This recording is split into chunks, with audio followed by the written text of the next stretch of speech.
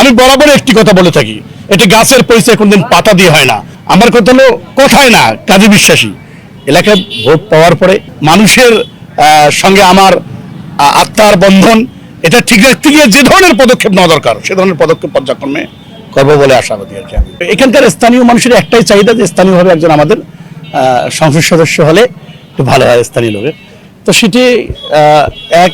আর দ্বিতীয়ত হচ্ছে তরুণরা আসলে অন্যান্য জেলার চেয়ে চাকরি থেকে শুরু করে অন্যান্য সুযোগ সুবিধা থেকে আমাদের এলাকার মানুষ একেবারেই সরকারি কাছ থেকে বঞ্চিত ছিল।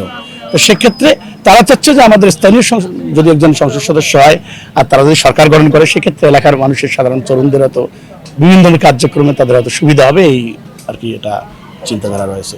আমি বরাবর একটি কথা বলি, অগ্রাধিকার আসলে একটি মানুষ যখন নির্বাচিত, এর উপরেখাটা তো আলাদা। একজন মানুষ যখন নির্বাচিত হয়, নির্বাচিত হওয়ার পর মানুষের ভিন্ন বলে একটা, মুখে একটা, অন্তরে থাকে আরেকটা।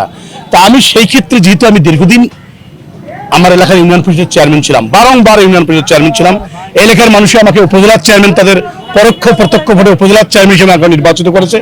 আমি বরাবর একটি কথা বলে থাকি, এটি গাছের পরিচয় কোনদিন পাতা দিয়ে হয় না। আমি বুঝতে পেরেছি আপনি বলতেছেন মানুষকে প্রতিশ্রুতি কি দিচ্ছেন, এটি গাছের পরিচয় যদি পাতা দিয়ে হয় না, ফল দিয়ে হয়। আমার কথা হলো কথায় না কাজে বিশ্বাসী।